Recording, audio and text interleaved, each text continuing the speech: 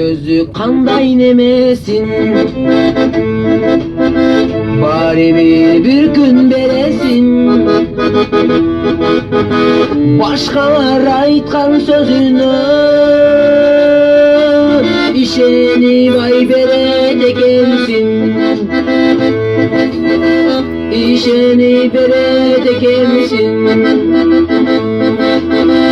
Sen özü kanday nemesin. Gözün bakray caman ekensin. Tutu alıp seni göçödüm.